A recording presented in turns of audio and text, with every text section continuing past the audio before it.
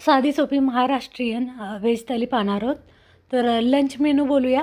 तर नमस्कार, मी सुजाता किचन मेनूमध्ये आज आपण लंच मेनू पाहतो आहे. तर व्हिडिओ नक्की शेवटपर्यंत पहा. अगदी साधी सोपी अशी व्हेज थाली बनवतो आहे.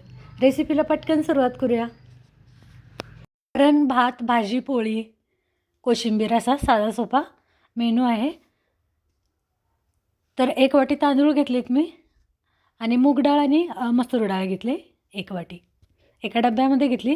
तर अर्धा टोमॅटो घेतला आहे चिरून. धुवून घेऊ 1-2 वेळा तांदूळ आणि डाळ, टोमॅटो. तर डाळ आपण मिक्स घेतली आपल्या आवडीनुसार.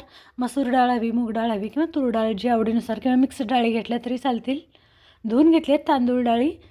आता तांदूळी पाणी घालून घेऊ. तर साधारण तांदूळच्या वरती इतकं असं हे पाणी यायला हवं. तांदूळ आपले बुडून वरपर्यंत असं थोडं पाणी ठेवायचं, म्हणजे व्यवस्थित शिजलं जातं राईस. थोडंसं चवीनुसार मीठ आणि थोडंसं तेलही घातलं आहे डाळीत. तर झाकण ठेवून, माझ्याजवळ मोठा कुकर होता तर यामध्ये मी ठेवून घेते. कुकरला 3 शिट्या काढून घेऊ. तर लगेचच भाजी बनवून घेऊ.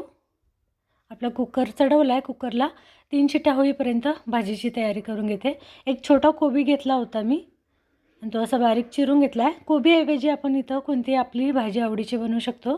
कांदा चिरला आहे, थोडंसं आलं किसून घेतलं आहे, लसूण ठेचून घेतला आहे, टोमॅटो बारीक चिरला आहे आणि कोथिंबीर.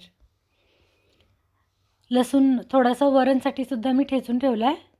कोबीची भाजी ना धुवून घेतली. तर यामध्ये आपण डाळ घालून बनवू शकतो, किंवा आज ना मी अशी मसूर भिजवली होती तर ही अशीच राहिली होती 2 दिवस. तर बघा मस्त असे मोड आले होते.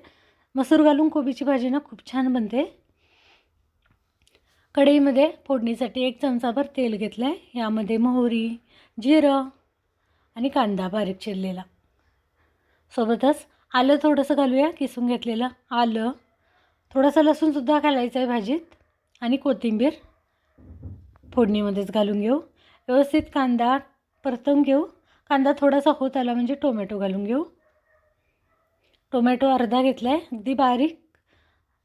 मसाले घालू. लाल तिखट, मीठ चवीनुसार आणि हळद. मसाले आवडीनुसार घेऊ शकतो आपण. इथं थोडासा कांदा लसूण मसालासुद्धा वापरला आहे मी. थोडंसं शेंगदाणा कूट घातला आहे आणि थोडासा कांदा लसूण मसाला. व्यवस्थित भाजीनं मिक्स करून घेऊ. अगदी थोडंसं पाणी घालून व्यवस्थित मिक्स करून 4-5 मिनटं वाफवून घेऊ. पटकन अशी झटपट होणारी कोबीची भाजी. आता कुकरही मी खोलून घेतला होता. भाजी एका बाजूला ठेवून दिली होती आणि कुकरमध्ये पाहू शकता राईसही छान बनला होता आणि डाळीचा डब्बासुद्धा खोलला आहे. तर थोडं गरमच होतं तर कपड्याने मी खोलून घेतला आहे. तर भाजी झाली आपली. थोडीशी परतून घेऊ आणि अगदी झटपट अशी कोबीची भाजी तयार. पत्ता कोबी. लगेचच वरण बनवून घेऊ. डाळ अशी थोडीशी पातेल्यामध्ये काढून घेतली. थोडीशी मिक्स करून घेऊ. लगेचच फोडणी करून घेऊ. पातेल्यामध्ये तेल घेतलं 1 चमचा, मोहरी घातली, थोडंसं जिरं, लसूण घेतला आहे. लसूण 7 ते 8 पाकळ्या ठेचून घेतल्या छान. थोडा लसूण जास्त घेतला म्हणजे वरणही छान होतं. हिरवी मिरची, आलं, ताजा थोडा कढीपत्ता आणि कोथिंबीर. तर कढीपत्ता फक्त इथं मी वरणामध्ये वापरला होता, भाजीमध्ये वापरला नव्हता. एखाद्या पदार्थामध्ये वापरला तरी चालेल. अगदीच सगळं भाजीमध्ये वरणमध्ये घालायची गरज नाही. कसुरी मेथी घातली, थोडंसं धनेपूड, जिरेपूड घातली. थोडेसे मसाले परतवून डाळ घातली आणि चवीनुसार मीठ घातले. वरून थोडंसं तूपही घालून उकळी काढून मस्त अशी डाळ तयार. थोडासा शिरा बनवूया. अर्धी वाटी साखर, अर्धी वाटी रवा घेतला आहे आणि दूध लागेल. दूध 1 वाटी घेतलं आहे. लागेल तसं थोडंसं पाणी, थोडंसं काजू बदाम घेतलेत. शिऱ्यासाठी फ्राय पॅनमध्ये 1-2 मोठे चमचे तूप घेतले आहे. यामध्ये सुरुवातीला रवा 2 ते 3 मिनटं व्यवस्थित परतवून भाजून घ्यायचं आहे. रवा बसताच त्यामध्ये काजू बदामसुद्धा घातलेत. 5 ते 6 मिनटं रवा व्यवस्थित भाजून घेतला आहे. आता यामध्ये 1 वाटी दूध आणि थोडंसं पाणी घातलं आहे.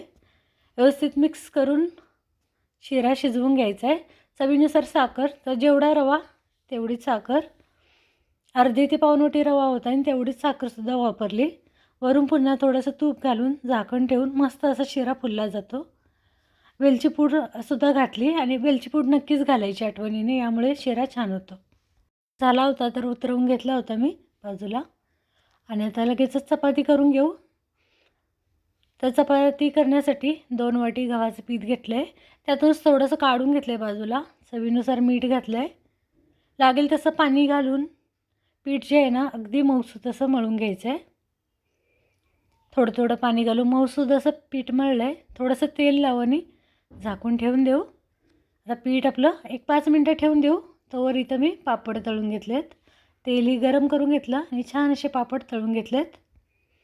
पाहू शकता मस्त असे पापडी तळून झाले. इथून तोवर आपलं पीठसुद्धा भिजलं होतं. आता लगेचच चपाती करून घेऊ. तर मी चपाती करणार होती तर यासाठी कोबीची भाजी साधी अशी बनवली होती. तुम्ही आपल्या आवडीनुसार या ठिकाणी हवी ती भाजी करू शकता. तर आता पीठ पुन्हा थोडंसं मळून घेतलं आणि छोटे गोळे घेऊन लाटून असं लांब लाटून घेतले. मधून दुडून तेल लावले आणि त्यावर पीठ घालून ना अशी पारे बनवून घ्यायचे.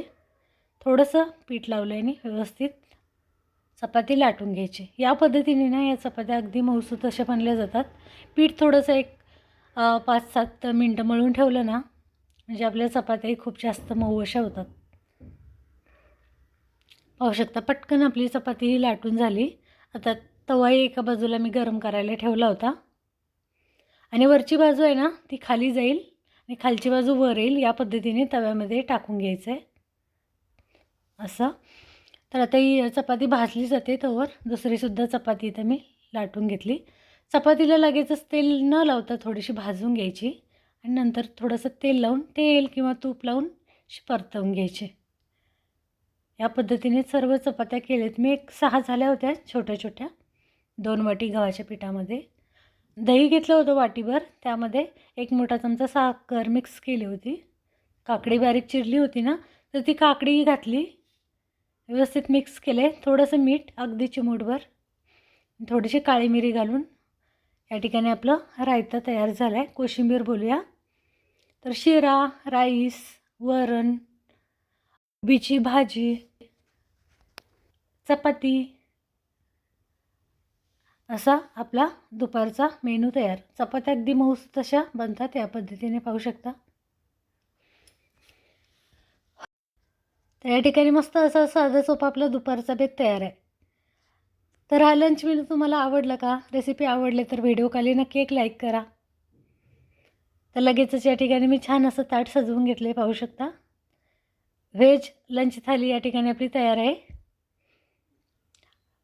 चपाती, भाजी, वरण, भात, गोडाचा शिरा, थोडीशी काकडीची कोशिंबीर, पापड आणि सोबत ताक असं हा साधारण 4 लोकांसाठी होणारा हा स्वयंपाक अगदी अर्धा ते पाऊण तासामध्ये बनून तयार होतो. तर रेसिपी आवडली तर व्हिडिओ खाली एक लाईक नक्की करा.